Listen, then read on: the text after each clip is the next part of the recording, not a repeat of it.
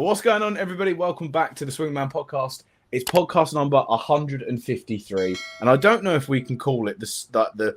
Is this the end of the last season, or is this the beginning of the new one? But in this one, we're going to be talking about some of the sort of moves that's been happening in the off season that has just gone by. Obviously, we had a lot of movement going across in multiple teams, a lot of deals going down, and some still to go. But I thought we just wanted to sit down, touch base, catch up, talk some NBA, talk some hoops. Probably for about the next half an hour, just go through some of the moves that, like we said, that have been going on over the summer, and see who's coming out on top and who's coming out as losers from them. As ever, I'm your host, George St. Ledger, joined us all the time by Louis Halpin and Lewis Howard here to break this down. So if you are new around here, this is who we are. Hello, welcome. Hello, come on board. I think this is our 5th season. If we are classing this is the new one now for the NBA that we've been doing this. So welcome. Take a seat and let's discuss, shall we? I don't know where you boys sort of want to go with this one, because again, I think we want to keep it a little bit more sort of low key, casual, just sort of, I don't want to go team by team and just military grade them and stuff like that. I think it's more just to see where we feel right now teams are sort of prepped going in for the new year, and who looks good and who's like, okay, damn, they're in for a rough season. Yeah, I mean, just what really is going to impact the NBA for next season. We're obviously not going to, any of the smaller things we'll probably leave out because no one's as interested in them. And you have to call it a new season, really. It's been a long time since we've done a podcast, and the Thunder obviously won. So congratulations to them. We didn't really talk about that at all, so it's on to the next one. Yeah, I think with the Thunder, it was sort of like you just was waiting for it to happen. I know it got stretched out across multiple games in the Denver series, and obviously the finals were a bit closer than probably people thought they were going to be. And then obviously Halliburton going down sort of was the final nail in the coffin of any chances of Indiana really stepping up to that. But I think that the way that this is stepping, the way that we're kind of looking for the next season to come about, I know that Thunder obviously done well to retain all their talent. And they've obviously now going to get hurt by those contracts, not this year, but probably the following year moving forward. I do think that, it's not as straightforward again as it will just be a simple repeat. I think we always like to think that anyway.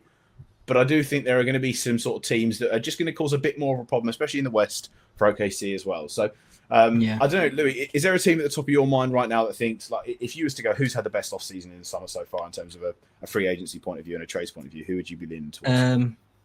So, looking about it from a perspective of where we were last time we were speaking to now, obviously a lot of things have happened. Like you just regaled a couple of them, like Halliburton going down is obviously massive. Jason Tatum getting an ACL injury is obviously massive as well.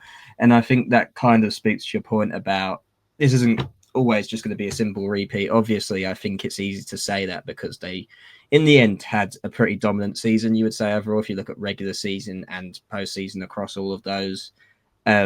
It was pretty dominant, and they have kept all those players, and they're also young, and they feel like they can withstand, the pain obviously that comes with these seasons. But it's obviously just a thing where like teams are now stretched so much the games, and they're so intense all season round that we haven't had repeat people in the finals for such a long time that we can't just go into the season assuming that's going to be the case again. And to answer your actual initial question, I think the Eastern Conference is obviously wide open in that regard because the Celtics aren't going to be anywhere near it, if we're honest. And the Pacers, who got to the finals last year, will not be anywhere near it. They lost their first and second best players, which is first player for the next season at the very least. And then Miles Turner's obviously gone off. Not second best player, probably Pascal Siakam. Sorry about that. Yeah. Third best player, but very important player nonetheless. So that leaves it wide open. And when the two thoughts that came into my head, I think the Bucks, from where we were last time to where we are now, have done a decent job because I thought it was all over for them. I thought Giannis was definitely leaving, etc., etc. I'll probably go with the Magic as like the up and coming one in terms of their off-season moves. Obviously, the biggest one being they got Desmond Bane, and I think that's a real big area of need for them. Definitely was that outside shooting, that offense that they can generate from the perimeter because it would just got so clanky. And I just think the team, not along the same lines as the Thunder, I don't think they have that same level of talent, but the relation of really good young players, particularly, obviously, I think Banchero is good enough to be within I think a top 10 player, at some stage in his career, he can be in the top 10 players in the league. And I think that's what you need if you're going to go all the way. And I think adding Bain, who's a little bit older, who's got that scoring experience and has a point to prove as well. Obviously, he's not like all-star level, so I don't think people were too excited about it. But that was the one that stuck in my mind, and the Bucks were retaining Giannis and getting Miles Turner from a place where like we were looking at them and, Dame's out next season. He's obviously gone now. Giannis will probably be there, and he looks kind of happy to be there as well. So those are the two that stuck in my mind, because I think in the East there's a real big window of opportunity for someone, and I think those two are the ones that have gone up in my estimations a little bit more, probably. Yeah, the Bucks are a strange one, because I feel like it's people are positive about them, mainly not so much for the additions they made. I know they made some additions, but ultimately it's because they've still got Giannis on their roster. So when you have a player like that, you will always be within a chance of building some semblance of an at least contending team in the East. So them obviously keeping him, adding, Miles Turner's a good player. I feel like actually it was a bit of a mixed reaction initially when it turned out they were signing him, because I think people wanted them to go in other directions, but obviously they lost Brook Lopez, so they had to have some centre coming as a replacement, and he's a very good player. So yeah, I think Cole Anthony. Okay, I like Cole Anthony as well. Yeah, he's a good player. As I say, I'm not super high on them. It's more just the fact that they kept Giannis really is the huge thing from them. And then I think when you look, as you say, the East is wide open. Maybe we'll get to the West in a second. We'll carry on here. I do like I think everyone likes the fit of Bain on the Magic. Was it a bit of an overpay? Potentially, but I think when it's such a seamless fit into the team, when it fills the need that it was so obvious to everyone they needed that outside shooting. The offense really stagnated through large portions of the season, so they should be a much better team because of that addition. And as you say, you talk about Banchero potentially being a top 10 player. I think if he wasn't a top 10 player at one point during his career, people would see that as a disappointment. So I do really hope this Magic team really takes a step up next season and gets into those contending spots. Yeah, I think Orlando are quite a fun team. I mean, the basketball sometimes is a tough watch with the shooting in terms of what they've got. But I mean, I've enjoyed watching Orlando for the past 2 seasons specifically, and I think it now gives them. They've now sort of gone from that step of like, if they make the playoffs, it would be a good season. They're now into that. Okay, we need to make a little bit of a run in the playoffs. That's the sort of the changing dynamic and feel around that Orlando organization at the minute. I think Desmond Bain, yeah. I don't think the picks were. I know there were 4 picks, but I don't think the picks themselves were actually that good. If I remember rightly, one of them was. I think one of them was a Phoenix pick. I can't remember off the top of my head, but I think in general that package itself. I should probably go on to Orlando while we're talking about it, but I think that package itself was pretty good, and they're going to be an exciting team again to watch. I'm going the wrong way as I say this. The Milwaukee stuff for me, I'm unsure about it. I think waiving Dame is obviously like just crazy in terms of the 22 mil that you left on your books now for the next 5 years. But I understand that if they're trying to sort of appease Giannis, they've had to make moves to try and bring people in that he'll like. I see Miles Turner a little bit like for like with Brook Lopez. Obviously, he's a better player than Brook Lopez, but in terms of their game, that stretch big that they've got there, not really a great rebounding presence, but I think he's a lot better on defense as well. I can just see the Bucks running Giannis as a pure point guard next year, though. I think that's what they're going to do. I don't even think they're going to even play. I know they've got Cole Anthony and Gary Harris is also there, but I think they're just going to run him at that. When they were most successful, in my memory, towards the back end of last season, they had the ball, and I know he's obviously the ball is in his hands a lot, but they had the ball in his hands as much as possible, and Giannis was getting up there with those sort of 8-9 assist games. He was having high assist games and a high ball percentage. I think they're going to try and run that again next year. And the big thing for me was more that they retain Bobby Portis.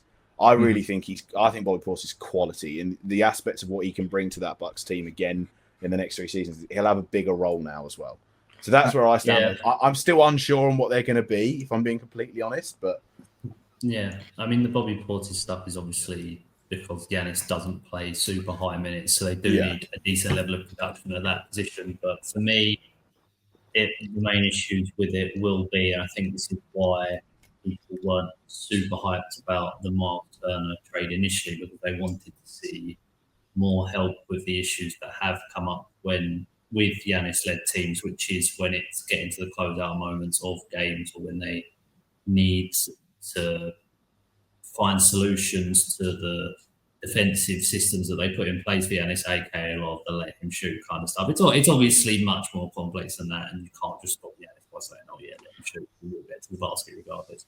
But they do need help with some of that creation and the shot creation and the shot making. And obviously, they have signed some additions there, like the Kevin Porter Jr. stuff. But I think people wanted better solutions for that than what they ended up with. And I think that will be a problem for them.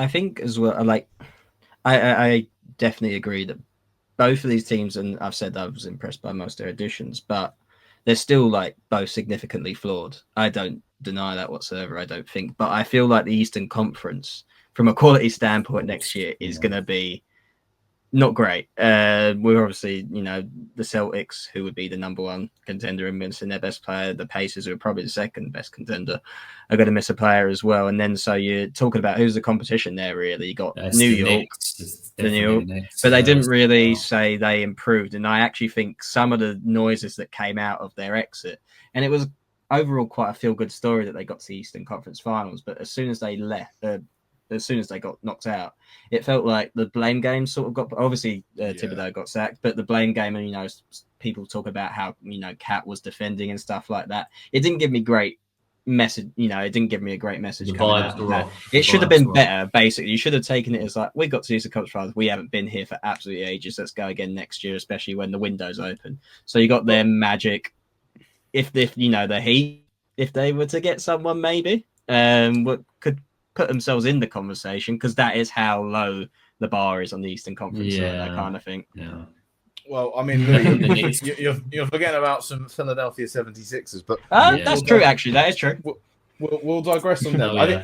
I think realistically speaking, next year, I mean, if the Cavs don't win the East, something has gone horrendously wrong. I think in general is pretty clear. There's no way. That's what I'm saying. If the Cavs don't win the East, something has gone horrendous. Like if we're sitting here and we're talking about it, when we go into the playoffs and we do our playoff thing, if the Cavs aren't, if the Cavs aren't the number one seed in the regular season in the East, something has gone wrong. It's the Cavs or the Knicks, really, isn't it? I think they're the two teams. I mean, I'm not putting the Knicks in. This is why the Magic. As a regular season team, the Cavs are the 93 Bulls. Yeah. I'm just saying that they are the two that are going to rack up the wins. I think. Yeah, I think when we say like the East is going to be lower quality, granted, as a viewing point of perspective, I'm not exactly looking forward to tuning in to watching some of them. But I think in the same token, I am kind of like, it's been nice to see that some of the bottom feeder teams that normally just accept, okay, we'll just have another year of mediocrity and take our pick and move on. Some of them made the gamble. One of them being the Atlanta Hawks. They went out and thought, do you know what? This is a little bit of a period now, similar to the Magic, where they thought, if we throw some eggs in our basket here, we can improve and maybe make a realistic deep run in terms of at least making home seed in the playoffs. I think that's what they're going to be targeting, these teams. Signing Porzingis was, I mean, you can agree on terms of the stuff for it, where he is, because obviously was very bad in the playoffs, but he wasn't healthy, but no one really knew what his issue was.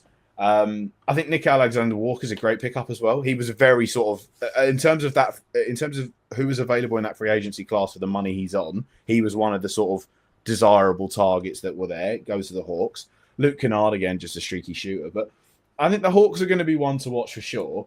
And then also, do we think the Pistons make a serious charge again for sort of a home court? Where do we see the Pistons season? I'm a bit down on their off season, a little bit, only because they're obviously losing Beasley. Like, he's not going to be playing. No. And he was pretty massive for them, I thought, last season. So unless Cade takes another jump up, I'm not entirely sure. You could argue that they didn't have Jaden Ivey for a lot of last season, so maybe he comes back. He's really good. I don't know, but I don't foresee a big jump from them or anyone really within that realm of the Eastern Conference. But I think Miami could if they added someone else. But that's why I'm like, those teams at the top, they've got like a really open window. I don't trust a lot of them, but I'm not sure about the Pistons personally. Yeah, I think with the East, Harris a little bit when you speak a little bit down on it, it's more to do with how you see the amount of those teams that can compete with some of the Western teams, and because of some of the things that have happened with injuries, that list is just very short at this point. I mean, you talk about the Cavs, people still, they're probably going to trust them and come playoffs next year as well. So most of the time, you're really only looking at the Knicks there. When it comes to the Hawks, Kristaps is a great player, but obviously the injury concerns are an issue, and I don't think Atlanta have added enough where I'd get quite excited about them really. So I don't know. I do think the Magic for me are the team that stand out as ones where I'm looking forward to see what they can do, because other than that, I really do think it's the Knicks that and the Cavs. Obviously, we'll see what they do in the playoffs, but the two standout teams that were also standout teams last year. So. Yeah, I think for me the last thing on the East for it, I think looking back at sort of the conference that we had from last season, I mean, I expect the Pacers to fall down. I expect the Bulls to not even be an entity in the top 10.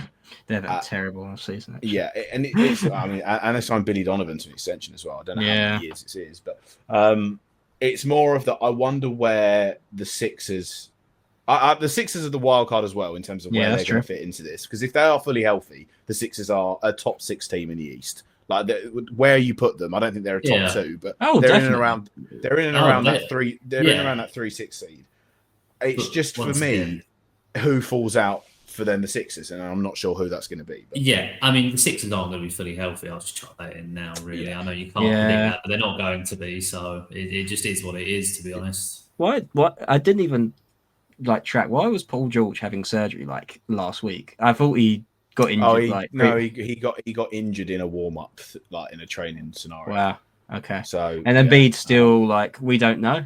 Are we in that position where we have Embiid might have not picked a basketball up. No one knows. He did the ESPN article. Yeah. Did absolute wonders for his PR. But I saw alternate takes actually, but I did see some people say that they thought it reinforced some of the realities that people did believe about basically the outlook for the Sixers basically over the past couple of years and for the future, and that it's not looking too great. But I think overall most people would say it was a fantastic article, and it at the very least shed some light on more of the goings-ons that you don't usually get to see. But ultimately, at their best, the Sixers should be a great team, but the injury list is just too long and too frequent that I just don't think you can have faith in it until you really see it. But if you were coming at me with going into playoffs, Embiid fit, McCain fit, Maxey fit, Paul George fit, and I know that's never going to happen, but if you were, I'd take that against any of the other teams we've just spoken about, to be honest. Yeah, it's the ultimate if. It's the ultimate. Yeah, it is the very much ultimate if. Yeah, it really is. Agreed. And again, we can talk about some of the other teams. I don't think there's going to be sort of any other movements from the East. I think they're team dependent on trades. There's players from the Raptors and the Nets and the Hornets that I'd love to see sort of make moves away. A bit like a certain someone that moved away from the Wizards and is now swapped over. And I mean, I don't want to say it, but the Pelicans looking kind of strong next year is all I'll say, in my opinion. The thing that hey, right? Jordan Poole on his day is a good player. Okay, we can all agree on that one. And they need a little bit of dynamism, to go alongside. I mean, Jordan Poole and Zion on the court. I'm excited to watch that basketball. Is all I'm going to say right there. The other sort of one that I did want to touch on is they've not really done much. I think we almost need a full hour to talk about the car crash of this one. But I think outside of that, the other one that I did want to touch on was, what do you make of Denver's off-season so far? I like quite a few of the moves they did. Obviously, the big ones, Michael Porter Jr. going, and the main thing with him is basically you look at the weaknesses of the Denver team, and the defense was definitely something that was lacking. And obviously, MPJ doesn't help with that, but he obviously has massive strengths in other areas, mainly being the shooting. Couple that in with the contract, and I think it's just a smart move to trade him to free up so that they could do a few more moves. And obviously they bring in Cam Johnson, who he's not as I'm trying to think of the word, that he's not as natural a shooter as MPJ maybe, but he can still shoot, but he also offers you a bit more defense and a bit more elsewhere whilst saving you money to go out and get some of these other players. One massive one being the backup centre, which they desperately needed because DeAndre Jordan was getting way too many minutes. It was a bit dicey when it came out that he might go and leave thereafter, but he's still on the squad, and I think that is a massive pickup for them. So they're not, there's not another year of potentially historic plus minuses because Jokic has gone off the court and they don't really have an actual backup centre. So they're massive, and then a couple pickups in Bruce Brown, who obviously had his best years at Denver, and Tim Hardaway Jr., who helps a little bit with maybe a bit of defense, a bit of shooting.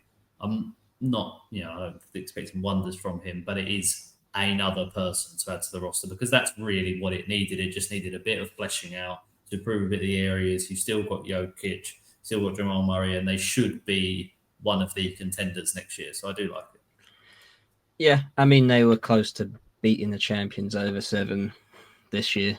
I mean, not in the game 7, obviously they got trounced, but they took them to 7, and with a squad that I thought was undermanned, and they sacked their coach like a week before the postseason even started.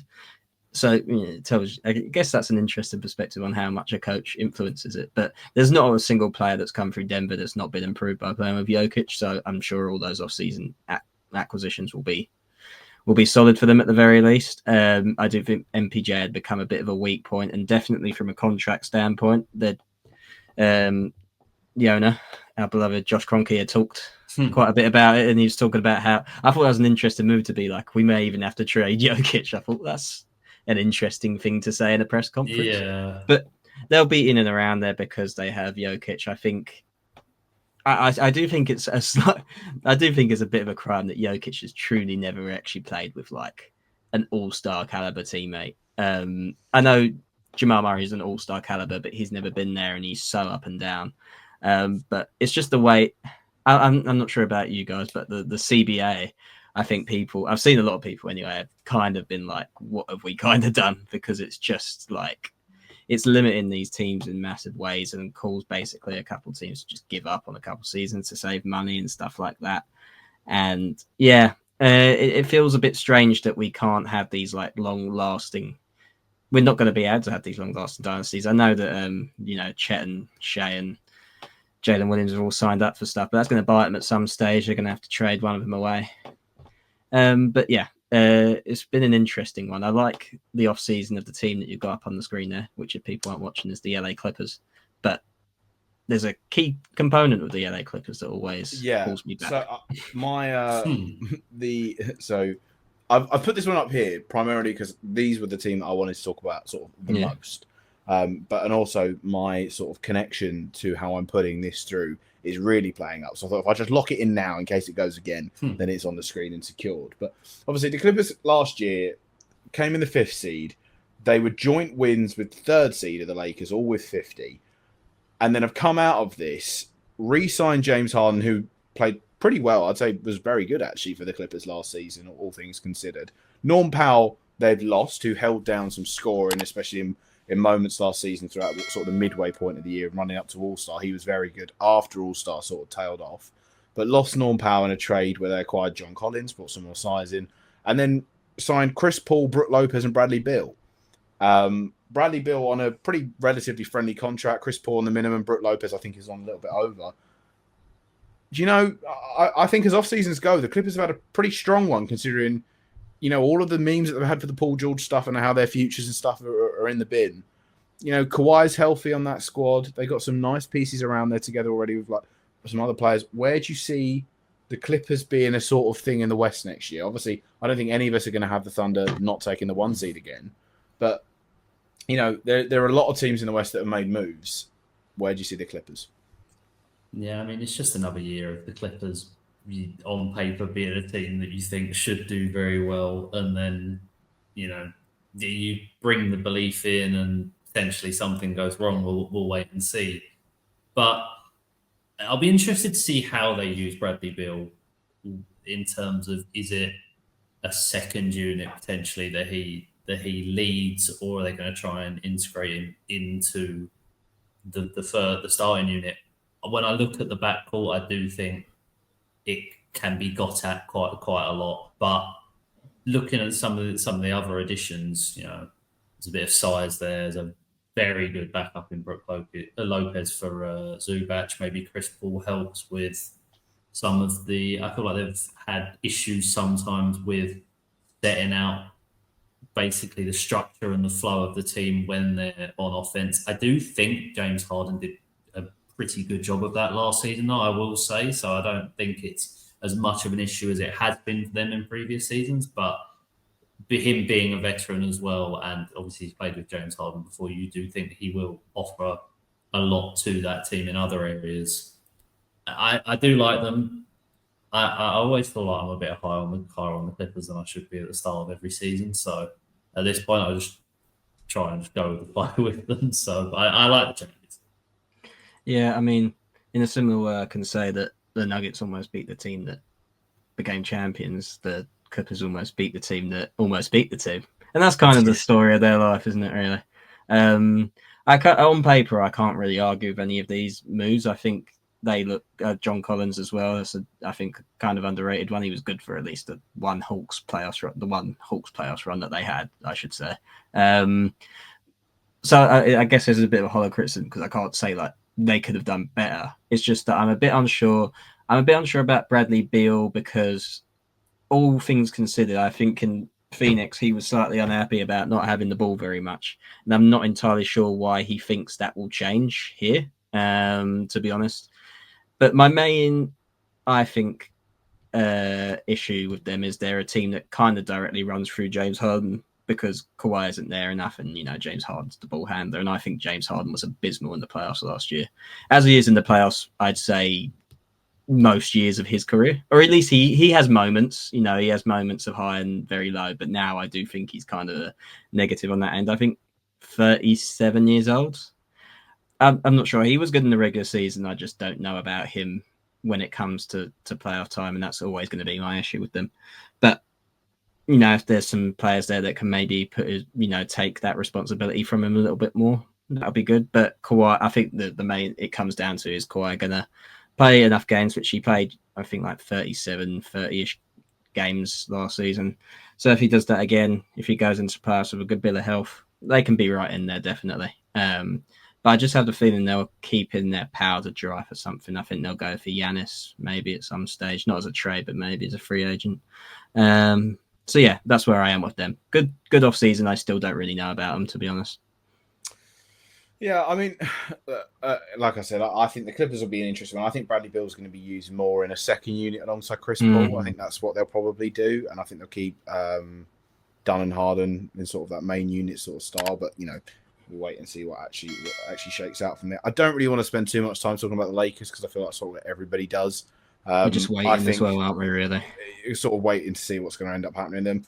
Again, I don't think DeAndre Ayton's the best center that they could have got, but I don't think he's the worst as well. I think he'll offer something a little bit different.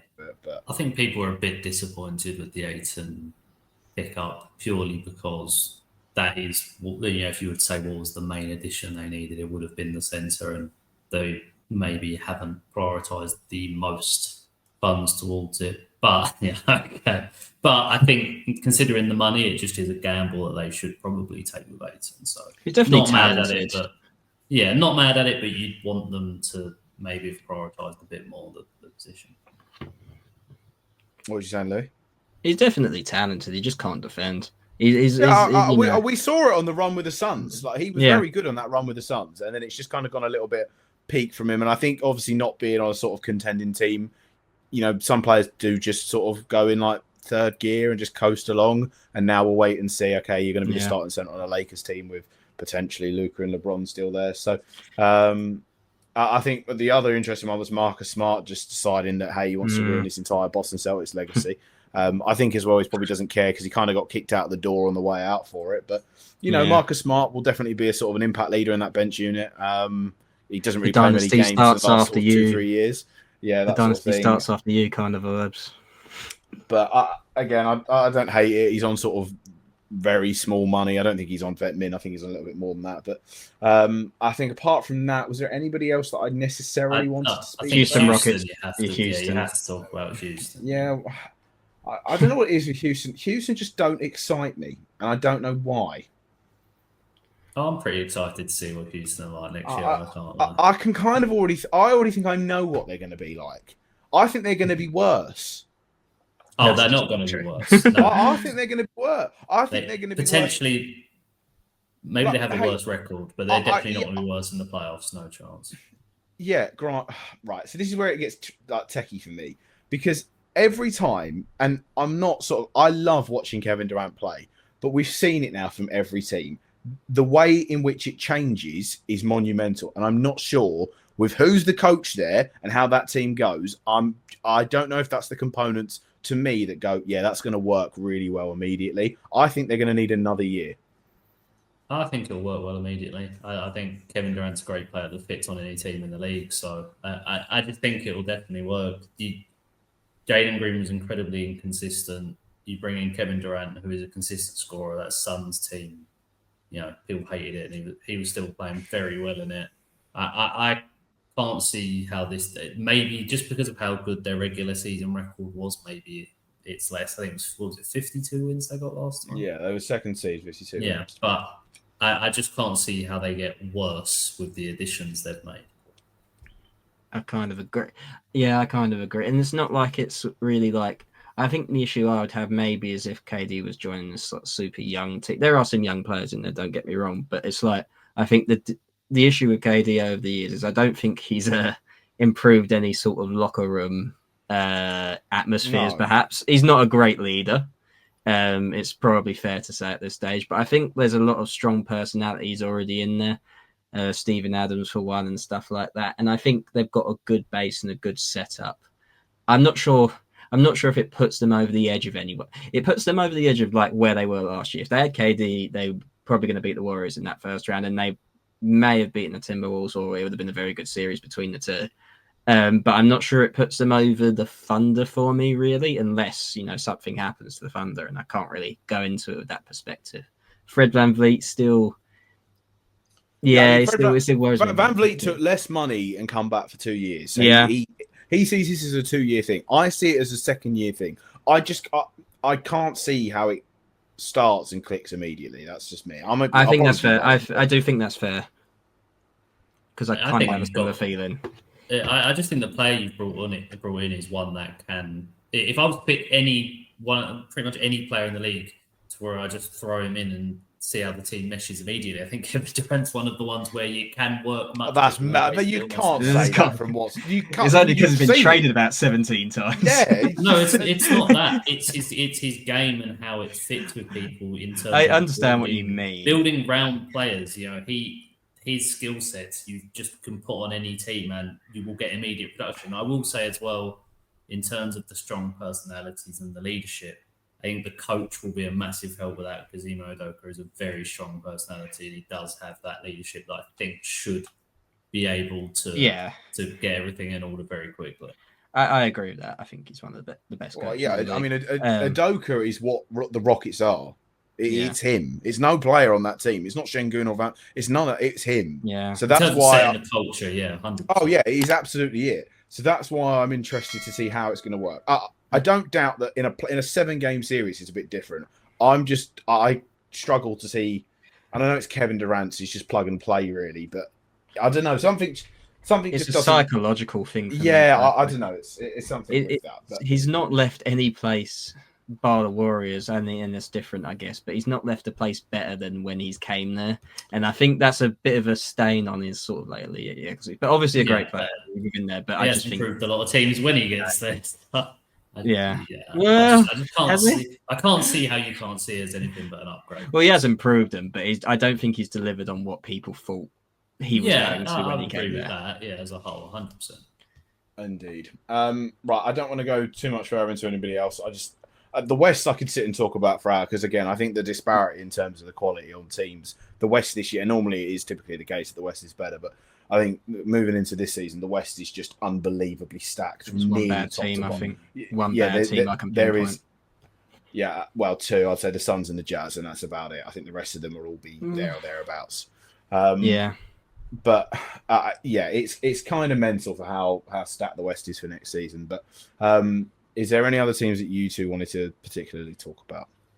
No, I think the last thing anyone likes is more of a feel-good thing is obviously Dame going back to the Blazers and Drew Holiday being on the Blazers as well. I think what you also like to see with that is they do seem like they're not resigned to just being rubbish. They do actually want to compete. They obviously weren't. They weren't rubbish last year. They just weren't obviously at the point where they were competing with the lower playoff players teams. But with their young players and with a bit of leadership from those two, plus the whole story of them coming back, I do think they're one to not to look out for to make any noise in the West, obviously, but just as more of a feel good thing and to see how well those young players get on. Yeah, I mean, they're probably going to be worse next year because Dame's not playing. They lost Ayton and Simons, and Drew Holiday hasn't really had much to them in terms of a scoring point of view. So I think their actual record, if we're doing higher or lower and their win record's anywhere near 36, I'm absolutely hammering the lower. But yeah, it's here or there, I think, for that one. Yeah, it's more to see how the young players kick on, really. I'm interested in the Spurs because I want to see, firstly, I want to see Wemby get through a whole season. I want to see how that works out and how, because we never really got to see him and Fox play together and everything. So he's had an interesting off season with the monks in China. Yeah, traveling. He's certainly used his Avios and his air miles. So. Yes. So I'm interested to see those because I think I saw their over under was 43 and a half next season. I might be wrong. And I may be looking over on that one. And I think that Fox is sort of maybe that's a 1 or a 2 year type of thing. Because I've completely blanked. I forgot who they drafted number 2, Harper, the son. I forgot his first name, but don't worry. Yes. And then obviously the Mavs got Cooper Flag, and I'll let you decide on whether that was a deserved failing upwards on behalf of Nico Harrison on that one. But obviously Kyrie, they'll probably be good. I don't know when Kyrie's going to come back or if he comes back at all. But he's on a 3-year extension. I think he'll be back. Yeah. Kyrie, Clay, AD, Cooper Flag. Sounds quite good to me. Yeah, that's what I mean. The West is just unbelievably stacked for next season. So it's definitely going to be interesting to say the least. We're going to wrap that one up there, though. Thank you very much for watching. If it is your first time here, like we said back at the top of the show, and you're still here now and you haven't subscribed, what are you doing? Drop a subscribe. It'd be better if I could say it as well, whether that's on YouTube or whatever podcast source that you're listening to us from. Apart from that, we'll catch you in the next one. I will have some Soro videos dropping out towards the sort of the rollout of the NBA season, and as Soro make announcements as well for that as well. But apart from that, we'll catch you in the next one. Thank you very much for watching, and peace.